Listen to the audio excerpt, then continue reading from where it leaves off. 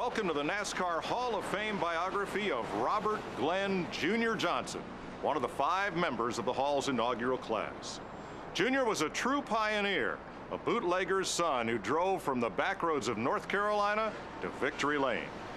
His story was told in the pages of Esquire magazine and on Hollywood's silver screen in a film appropriately titled The Last American Hero.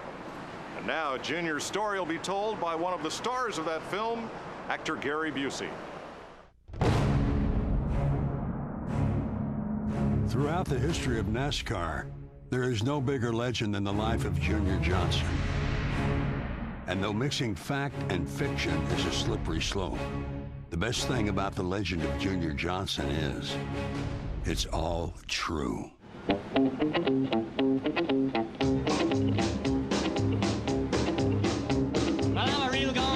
Big yellow caddy, well, I'll tell you if you ain't been told that when you hear my horn just as sure as you're born, well, I'll be coming down the middle of the road.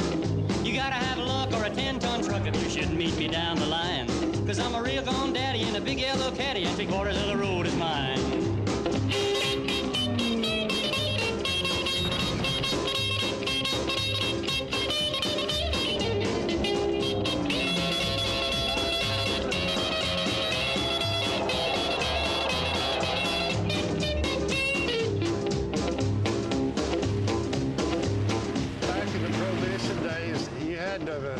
Grow your own food and stuff like that, and you didn't have money to go out and buy anything much, and my family was very thought of as a rich family because my dad was a very good provider by knowing how to do a lot of things that other families didn't know how to do. One thing Robert Glenn Johnson Sr. could do was make a legal corn whiskey, better known as moonshine. My dad, he hauled whiskey till he got a little age on us. Then we started taking over the customers that he had, and it continued on. It had all to do about survival, basically. This particular area was very isolated away from big towns and stuff like that, so, and it was the ideal place that you had a lot of covered streams and stuff and to, you know, make moonshine. Making moonshine was risky business, but the Johnson family made the best moonshine in the state, and that made for good business, something Junior learned early on from his father. He'd bake the whiskey, and me and my brothers would haul the whiskey. So if you make it, you got to sell it for wholesale and to somebody to retail. And if you got both ends of that, you make a lot more money. Once his legs were long enough to reach the pedals, Junior Johnson learned to drive a car by running moonshine on the back roads of Wilkes County. Be going down the road to route running somebody, and that's where the 180 turnaround came in, because if you didn't learn the 180 before you could spin that thing around in the road and go back and meet whoever was chasing, and you had to outnerve him, most times just go straight towards him and he'd give up. There's a lot of pride in who makes the best whiskey and who's got the best liquor card and stuff like that, you know.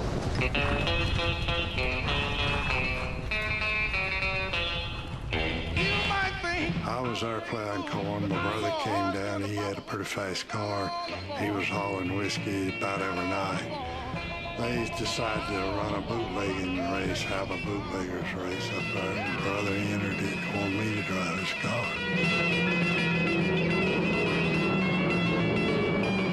I went up there and drove it, and I finished second in the thing. That was where I first ever drove a race car on a racetrack. It wouldn't be the last time Junior Johnson found himself behind the wheel of a race car.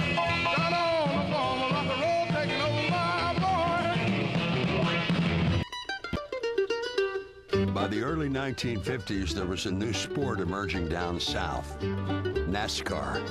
Men were actually getting paid to race stock cars. To a young young Junior Johnson, that sounded like a pretty good deal. I started messing with the racing just a little bit, you know, driving cars for people on the amateur stuff like that. And it just kept growing and growing. Darlington, 1953. For a country boy used to racing back roads and dirt tracks, Junior Johnson's first NASCAR race was bigger than life.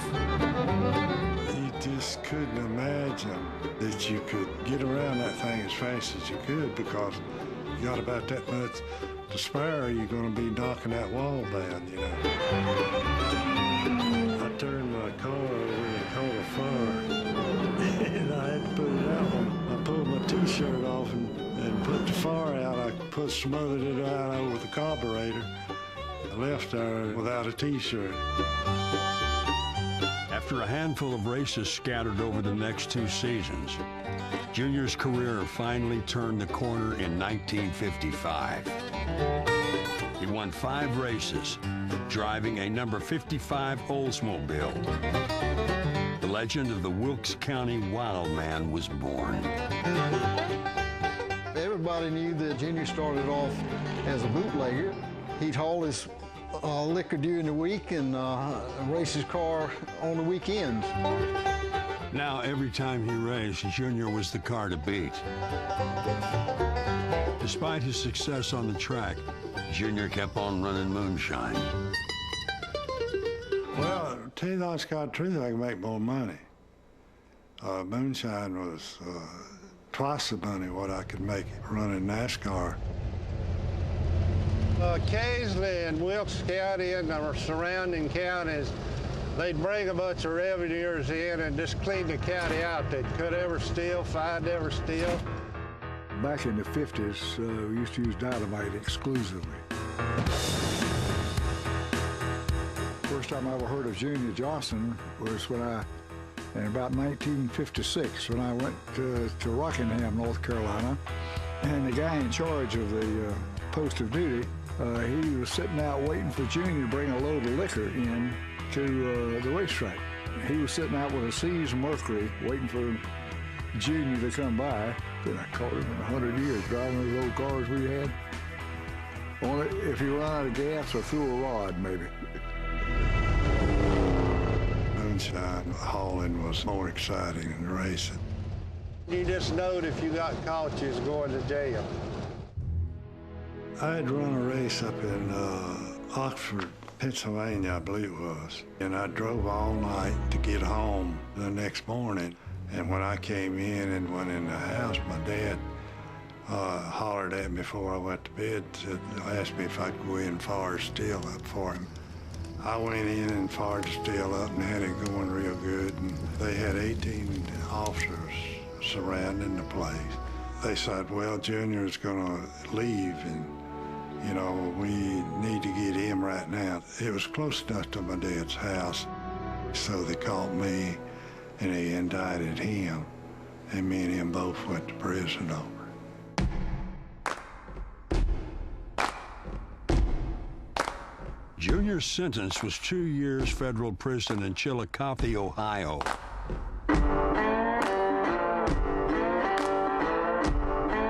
He would serve 11 months and 3 days. I would have got out in a third of my time, but I found out that the harvest time was coming on into prison. They saved me $3 more to do their work for them before they let me out. I didn't appreciate that very much. With his bootlegging days behind him, Junior Johnson focused on driving a race car. And I, decided just to get plumb out of it and go on and race NASCAR. Junior's rough and rowdy past made him a folk hero to the locals, and it was his outlaw reputation that appealed to them. If you wasn't scared to haul whiskey, you was thought of as Jesse James or whatever, you know. That was what a lot of people liked about Junior, because he had a story behind him. He could drive a moonshine car and he could drive a race car too. There weren't many who drove a race car any faster than Junior Johnson. In 1960, Junior was about to turn the key on the biggest race of his career. Ray Fox was building the car, and he was as good as anybody out there. So I thought it was a great thing to get to drive for him, so I took off to Daytona Beach. The new Daytona Superspeedway was known for high banks and high speeds. Without factory backing, Junior drove a rebuilt Chevy. The Pontiacs was backed by the factory. We was out there with 348 cubic inch truck motors, really what it had in it. They built that car in about 10 days. I was almost ready to come home because my car was so slow I didn't have a chance of nothing. But in practice, Junior discovered something that would change NASCAR racing forever: the draft. I went out to practice one time and caught knowing I seen him in my mirror. I seen him coming up behind me.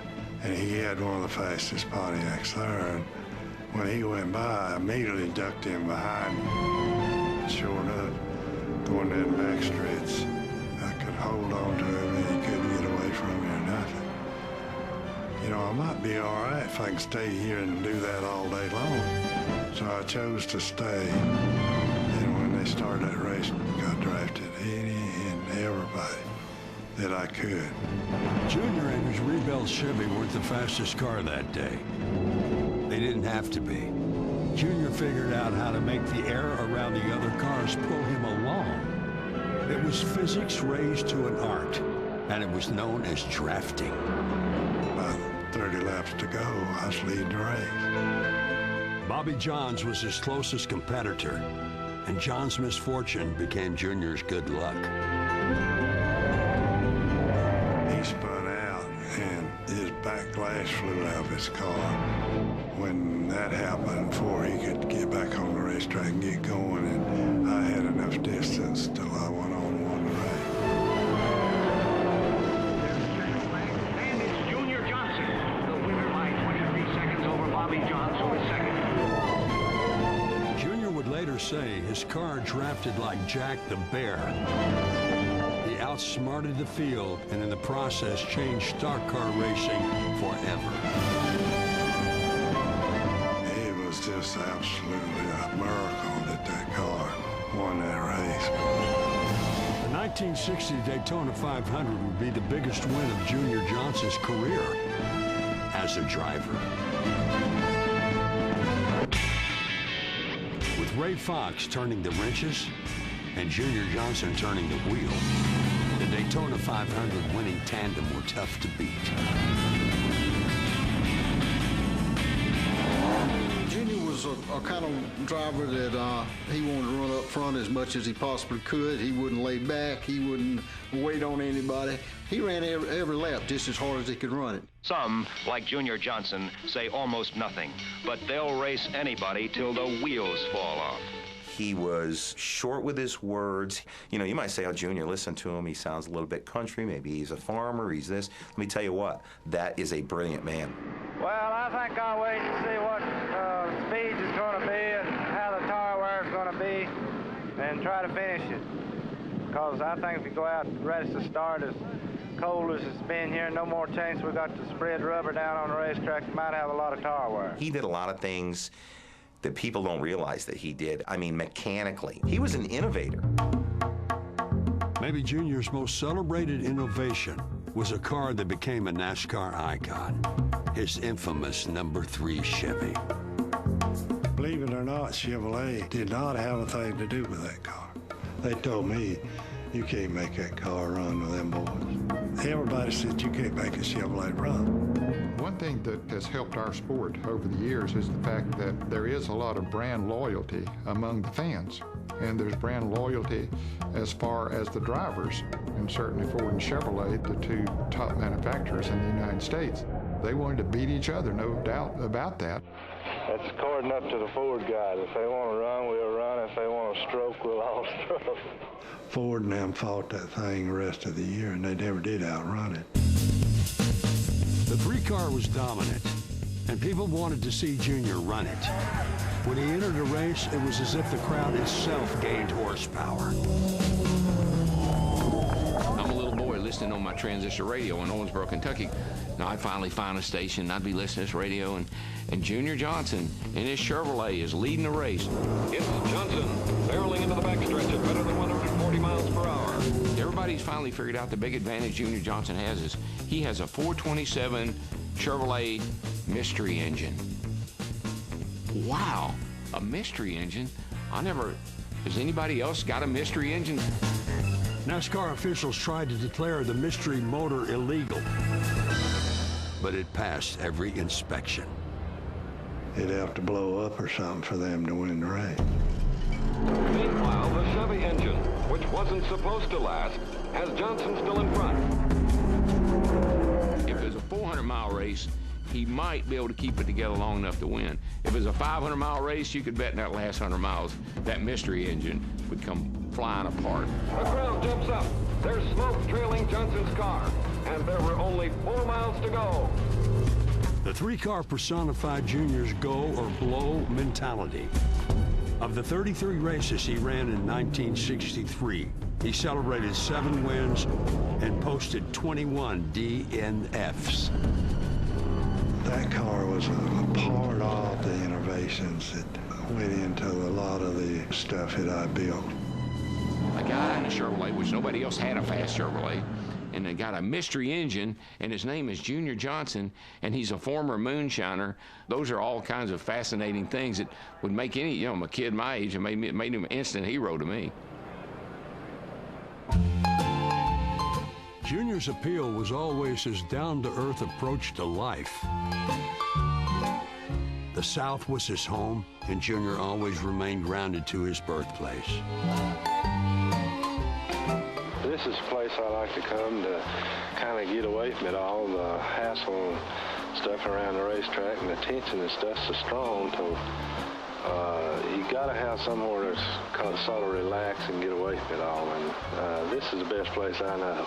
Everything that I've heard, from the cabin here to your philosophy on racing, it all goes back to keeping it basic, keeping it simple, and that seems to be the way Junior Johnson likes his life. That's true. I'm not one for the fancy, limelight of everything that's going. I just like the simple things in life, and when you speak of the cabin, there ain't nothing no simpler, and I ain't nothing I like no better. When I was driving, I was kind of attracted to people that they want to race. If they want to race hard, win or lose. 1965 would be a career year for Junior Johnson. Aided by crew chief Herb Nabb, he set a blistering pace for the rest of the field. I think I was fearless. I could beat anybody. That year, Junior beat all comers. In 36 races, he posted 13 wins. At age 34, Junior Johnson was at the peak of his career as a driver. But ever since his first NASCAR race, there was still one track Junior hadn't conquered: Darlington. You're sitting in the second row there. Can you try for it right into that first turn? I probably won't run for it for 4 or 5 laps, let my tires get hot and the engine get it warmed up and everything, and then I'll probably be charging for the lead.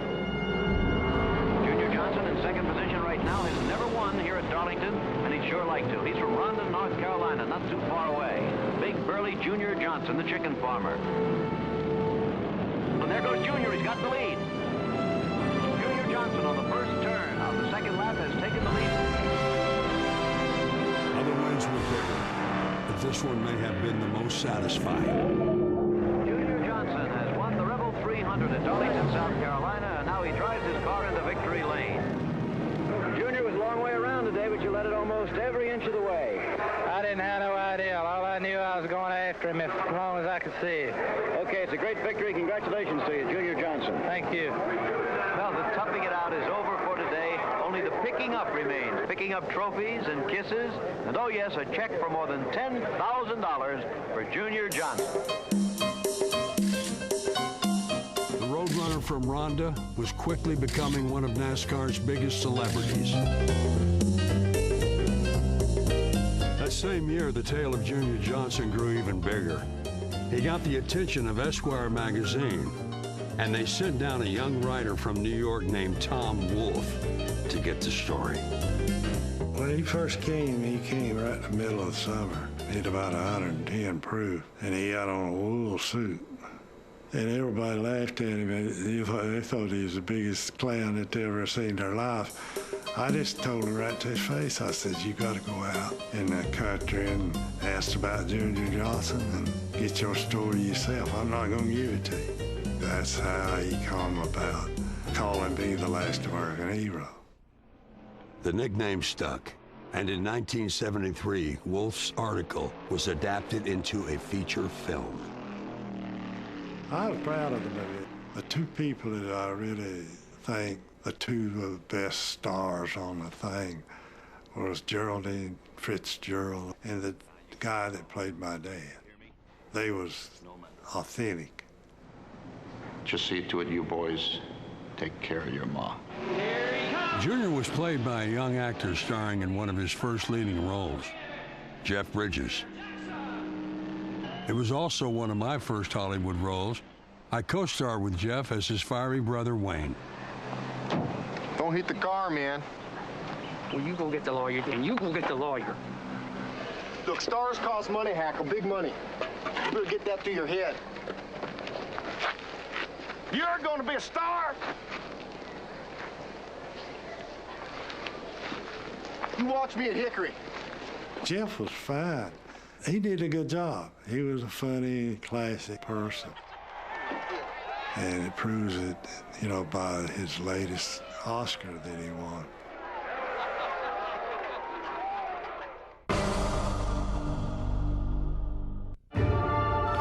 NASCAR's greatest. North Wilkesboro would always be Junior's home track. It was the first place he ever drove a race car, and it was still his favorite. We'd rather win here at our hometown than anywhere else because I hate to be run home and then whooped in my own backyard. This place we like to win a little bit over any other place we run. Junior never ran enough races in one year to compete for a season title. When he retired with 50 career victories, he was the winningest driver never to win a championship. This is what the home folks came to see. Old Junior out front and still charging. That win in North Wilkesboro would be the last time Junior, the driver, ever set foot in victory lane.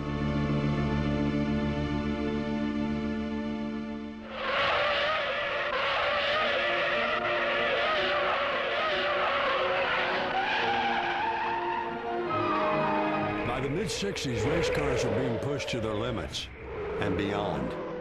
For too many, driver safety took a back seat to driving with the devil. People say, well, when you wreck, you screw yourself to death.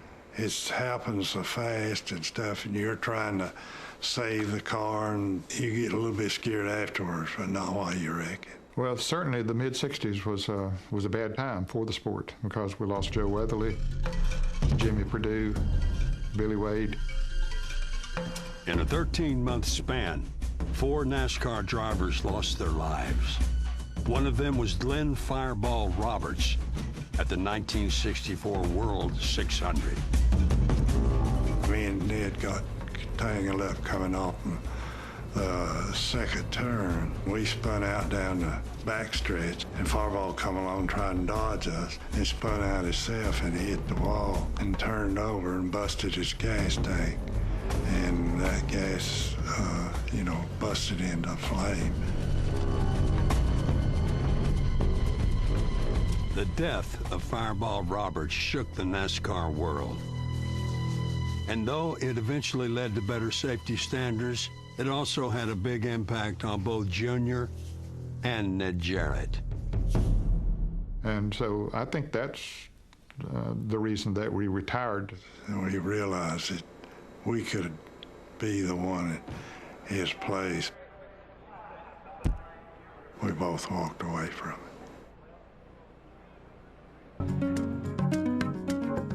With his driving days in the rearview mirror, Junior turned his attention to owning a race team. hooked with the factories where I could depend on parts and pieces and knowledge. And that was a big, big factor of me being able to do stuff by myself. Tucked away in the mountains of Ingle Hollow, North Carolina, Junior built the engines that would power the next chapter of his life. After a carousel of talented drivers, he settled on Leroy Yarborough. He did not fear anything. Nobody had as much nerve as he had. When Junior and Leroy clicked during the 1969 season, they knew they had found something special. In 28 races, they won 7 and became the first team to win NASCAR's version of the Triple Crown. The Daytona 500, the World 600, and the Southern 500. As far as for driving a car and being fearless, he was the greatest race driver I ever seen. After Leroy's career was cut short by illness, Junior started the search for another driver. At the same time, NASCAR had troubles of its own with the departure of Detroit manufacturers. Junior was good at getting sponsorship. It didn't matter who you were, whether you were somebody off the street or a CEO, it didn't make any difference. Everybody liked Junior Johnson. I don't think Junior's ever approached anybody. I think people approach Junior. If you wanted to sponsor a race car, let's go where the best is. And Junior Johnson seems like the best place. Win or lose, they contacted me, factories and sponsors and everybody. To see Junior going into a corporate office in Winston-Salem, you kind of make you wonder, but I bet he held his own. I got a meeting with RJR going after him for a sponsor. When I went in and sat down with them, I told them I needed $800,000.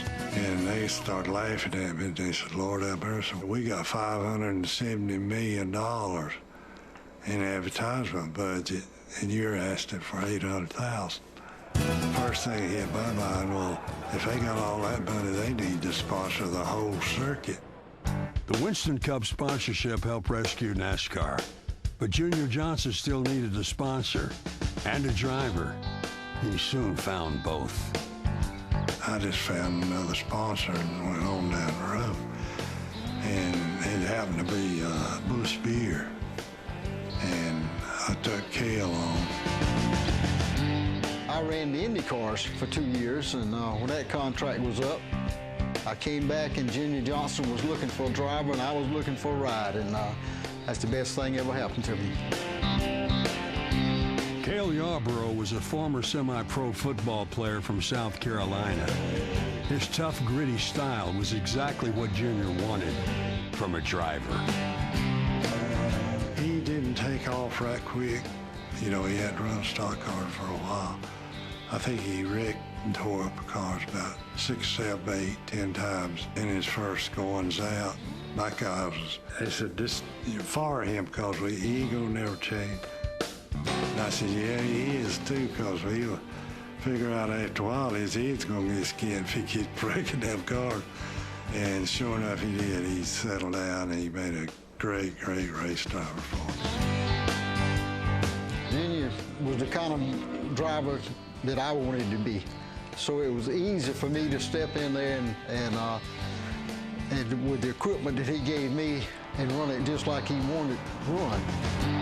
He was going to run it wide open all day long, and you had to come with something that stay under him all day long. He was determined he was going to win every race. NASCAR in the 1970s was the golden age. It was the stage where Cale and Junior raced door to door against many of the sport's greatest drivers. I wanted to win races, and Junior wanted to win races, and we wanted to win championships. I just think it was a perfect match. The first championship that we won, neither one of us was running for the championship. We was just running to win. In the number 11 Holly Farms car, dubbed Old Yeller. Junior won his first championship after almost a quarter century in NASCAR. 1976 would mark the first of 3 straight championship seasons for Junior and Cale. All 3 of them were good, but winning that first one and getting that behind you was probably the best one for me. But he also had good equipment. Junior Johnson, when Cale won those 3 championships in a row, I mean, he was building almost bulletproof cars back then. Junior had built that engine. He knew how many laps we were going to run in practice about. He knew about what the length of that race was. Durability was a big, big thing, you know, at Junior Johnson's. We're one of the very few teams that even when we used to lose an engine, we changed an engine when NASCAR would allow us to do it. And Cale wound up, you know, not having any DNS because of it. Junior Johnson, Yarborough's mechanic, wields a sledge, fighting the clock to get his driver back into the race. Anybody else could do it, he could do it too. And if he had to, he would get in there and work just like anybody else.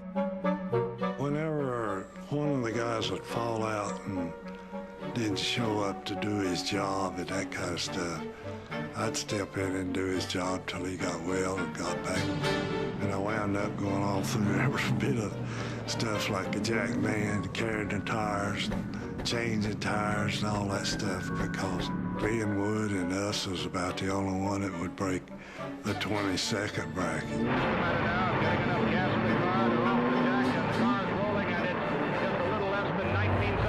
We was at Talladega, and as one of the inspectors that was always in my way. When I'd come out underneath the car, I didn't ever pick a jack up. I just swung the jacket in the air, and I kept telling him, you in my way. He smarted off to me, you do your job, I'll do mine. About 2 or 3 more times, I didn't stop. I just clipped his hind end, throwed him out through the pit road. Instead of them getting out of the way or staying away from my way of coming around the jack, they just outlawed me because I was the only one that could bring the jack around like that. They just classed me being as an illegal jacker. We came up with a lot of things that if nobody else had it, they either made it legal or made it illegal for us. After 8 seasons and 55 wins together, Junior and Cale parted ways at the end of the 1980 season.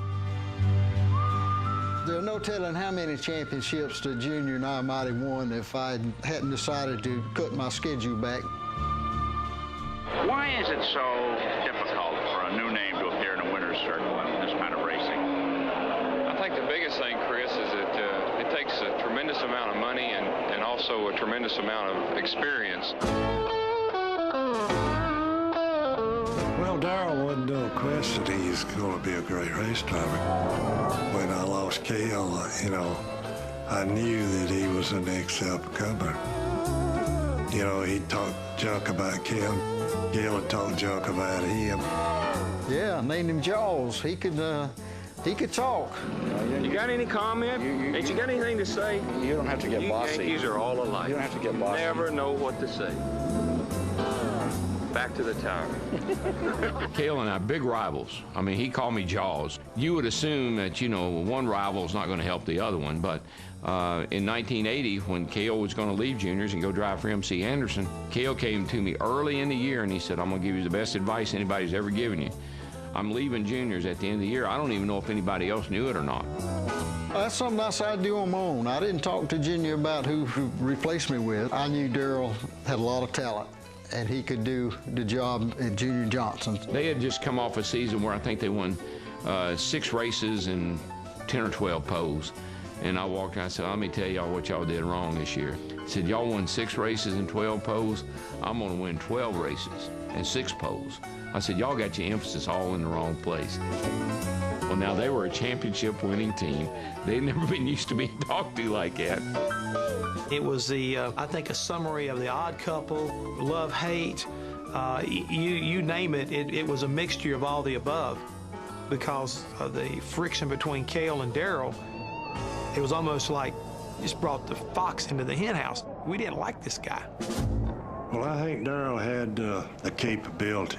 He could see the benefit of him coming to us where we was going to win a lot of races. It was a new start for an old-school owner who held age-old superstitions. I had a green T-shirt on, and I wander into Junior's pits. He literally comes over, picks me up, carries me out of his pits and says, "Boy, are you out of your mind? Nobody wears green in this sport. Take that damn shirt off and stand there." So I took my shirt off and gave it to him. He takes over, goes over, throws it in the trash can. Now I'm standing in his pits without a shirt on. I think it was 2 years later, he went to Mountain Dew. His car was green. So this meant you couldn't have green unless there was enough money on the other side of the green for him. To be with Junior Johnson and to have a new sponsor, it's like a rebirth for me, and I'm just looking forward to 1981. I think it's going to be the best year I ever had, and it's fun to be with people that enjoy racing. I didn't want to disappoint Junior. I felt like he took a chance, not a big chance in my mind, but maybe in his, of hiring me, because I was controversial. What he did was his business, but what he did racing the car attracted me to him, and I thought I could give him a better car. I'd have a better race team, and that played out to be true. But his favorite thing to do when I first started driving for him, he'd say, "Cale, pit next time." I'd come on, I'd say, "My name ain't Cale." He said, 10-4, pit next time, Cale.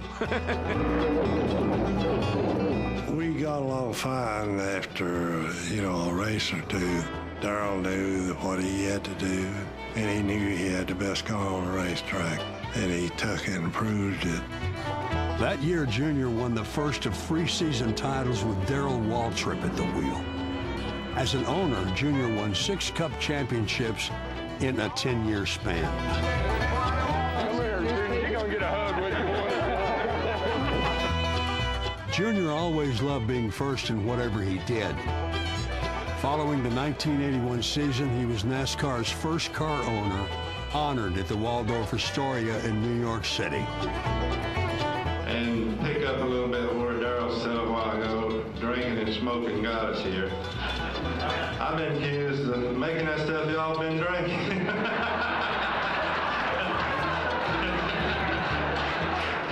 I really didn't make it. I hauled it. That's how I found out about how to work on these cars.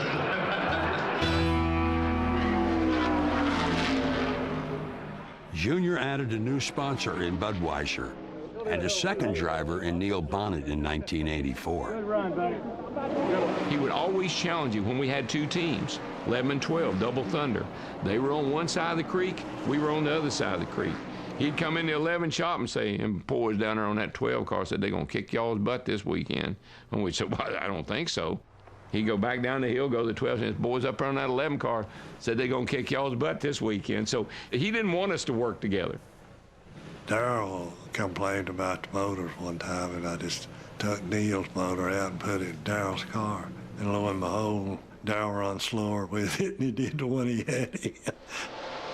He wanted us to really just work not against each other, but for each team to raise the other one up. That was his theory, and worked most of the time.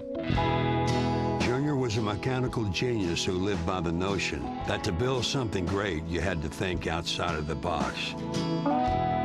Junior was an innovator, and he would take the rule book and he would find out all the things that said you couldn't do, and then he'd figure out all the things that you could do. We knew we had the best car, we knew we had the best owner, we had the best sponsor. Those 6 years I drove for Junior defined my career. The wins, the championships, and he's had great drivers. So when it questioned about who was the best, I know in the back of his mind he wants to say me. I know he'd say me every time, but he don't want to make Cale mad. So I'm okay with that. He proved our side of it, and he decided he was the best driver at that given time, and he might very well could have been the best driver that's ever drove a race car. In 1985, Ronald Reagan's presidential pardon finally put Junior Johnson's bootlegger past to rest. It just happened to come under Ronald Reagan, but it was started under Jimmy Carter. He was tough. He was a tough man. He was like a pit bull. He'd latch on to something. He wouldn't let go of it until he conquered it. And when he finally feels like he's conquered it or figured it out, he gets bored with it and he wants to move on to something else. Having no more worlds to conquer, Junior sold his shop and called it quits after 5 decades in NASCAR. It was not an instant decision. I was getting tired. NASCAR was hammering on me hard because I was trying to innovate different things to win races with. And it was finding me like $100,000 for almost nothing. I'll just get out of it. And that's what I did. As one chapter of Junior's life ended, another began. A new family and the birth of his son, Robert Glenn Johnson III. I've been lucky. I got two of the best little kids that anybody can ever have. When I get up in the morning, I feel like it's a great day because we four are still together.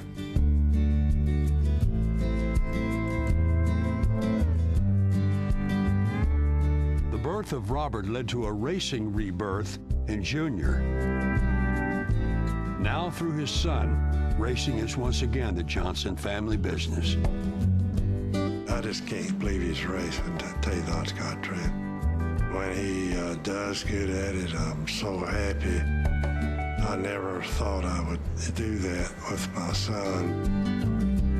I don't want him to ever think that I'm not going to support him in everything he does. He's got some great stories. I mean, he tells stories around the dinner table sometimes, and it's just fun to listen to what he says.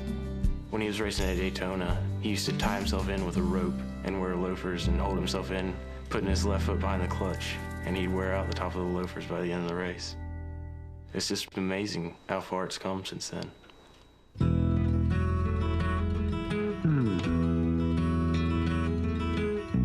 Like the pine trees lining the winding road, I've got a name, I've got a name. And I carry it with me like my daddy did, but I'm living the dream that he kept here. Moving me down the highway, rolling me down the highway, moving ahead so life won't pass me by.